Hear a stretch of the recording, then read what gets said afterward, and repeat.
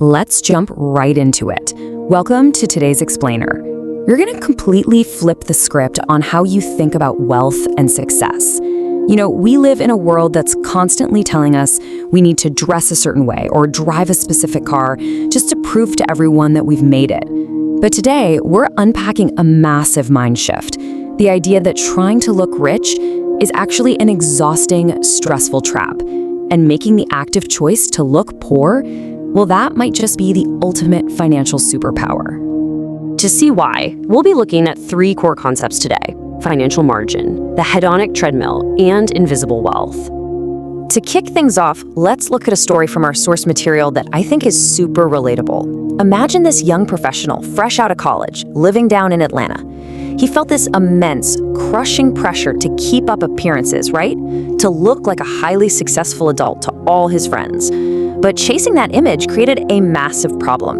1 month, he literally could not pay off his credit card balance. He had to make that dreaded tail between the legs phone call to his dad to ask for cash. Cash his dad didn't even really have to spare. The sheer shame he felt in that moment came entirely from just trying to look rich. He swore right then and there he'd never feel that way again. And honestly, that brilliantly captures the trap so many of us fall into. Look at social media. It is absolutely packed with people flexing luxury cars, designer clothes, just lavish lifestyles. It all boils down to this quote: sometimes in order to feel successful, we think we have to live up to the hype of the highlight reel. But here's a totally fascinating counterpoint. Have you ever noticed that a lot of actual billionaires, like the wealthier they get, the poorer they seem to dress? That's because the truly wealthy focus on being wealthy, building security, peace of mind, real freedom, instead of just looking like it.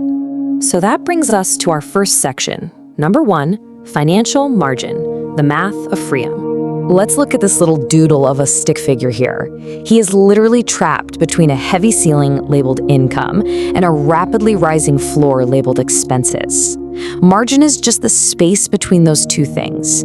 When you spend all your cash trying to look wealthy, your expenses shoot up and your margin shrinks. You lose all your breathing room. When you have a high margin, you've got flexibility. You own your time. But when you have a low margin, you're just stuck. Let's ground this in reality for a second. On one side, we've got the dream car, a BMW that's going to run you about $1,000 a month. On the other side, a modest Toyota Corolla for $500 a month. Here's the thing, both of these cars do the exact same basic job. They get our little stick figure guy from point A to point B. But that BMW, it eats up literally twice the flexibility in your monthly budget. If you chew up all your financial breathing room on monthly payments just to have a status symbol, you're pushing yourself straight into survival mode. And survival mode inevitably leads to really desperate financial decisions. Which leads us to this shocking number: 0. You probably know somebody right now who's always rocking designer clothes and driving a super nice luxury car. But I guarantee you, if you could peek behind the curtain and look at their actual bank accounts, a lot of the time you would find exactly $0. By making the choice to skip the status symbol, by being totally okay with looking a little broke, you give yourself the breathing room to build real, actual wealth. Let's move on to our second concept. Number 2.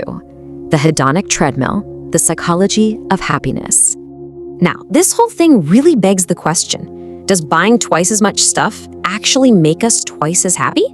Well, psychologists have studied this endlessly, and it turns out once our essential needs are met, and by that I mean your housing, your food, your basic healthcare, we just hit a massive wall of diminishing returns.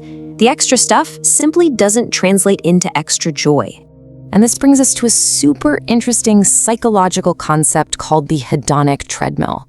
Basically, it means we naturally revert back to a baseline level of happiness, completely regardless of the cool stuff we own. Think about those wild horror stories of lottery winners who end up broke and completely miserable a few years later. Or on a smaller scale, think about that crazy dopamine hit you get when you unbox the newest, shiniest iPhone. You get this intense, brief boost of happiness, but then you adapt. That shiny feeling wears off incredibly fast, and you find yourself right back where you started emotionally, just, with a lot less cash in your pocket. Just look at this chart for a second. You start out at your normal baseline happiness, you go out and make a big, flashy purchase, and boom, There's your massive dopamine spike. But look at what happens right after. The crash. You come tumbling right back down to earth almost immediately. And the real danger of this hedonic treadmill is that once you're on it, constantly chasing that next purchase just to feel successful, it is insanely hard to step off. The absolute only winning move here is to break the cycle entirely, to just say, you know what? I actually don't need all this material stuff to feel happy. Which perfectly sets up our final and, frankly, our most empowering section of the explainer. Number 3, invisible wealth, the reality of time. Check out this stark comparison. Ask yourself, would you rather have a $50,000 car with $0 in the bank, or a reliable $15,000 car and $35,000 invested? I absolutely love this doodle of the little stickmen holding tiny swords and shields, because that 35 grand, it isn't just money sitting there. It's your personal army of dollar bills. When you invest that money instead of wearing it or driving it around, those little soldiers go to work for you 24/7, fighting around the clock to buy back your personal freedom. Because the reality is, true wealth is largely invisible. It's not the car you drive. It's definitely not the designer logos plastered all over your shirt. True wealth is having a fully funded emergency fund, so getting a flat tire doesn't completely ruin your entire month. It's the quiet, deep confidence of knowing you can literally just walk away from a toxic dead-end job because you aren't chained to massive monthly car payments. It's sleeping so peacefully at night, knowing your money is out there working way harder than you ever could with your back, your brain, or your hands. As our source material so perfectly puts it, we want you to have the freedom to do what you want, when you want, and how you want. That right there is the absolute wealth of actually owning your own time. And that is exactly why looking poor is a superpower. By ignoring all those superficial, shiny traps, you hold on to the capital you need to actually rule your own life. So I'm going to leave you with this final thought as we wrap up today's explainer. Take a really hard look at your own budget this week and ask yourself, are you spending your money just to look rich? Or are you using it to buy back your life? I think for a lot of us, it might just be time to step off that highlight reel. Thank you so much for joining me today, and keep learning. Freedom isn't given, it's built, and it starts with what you do next.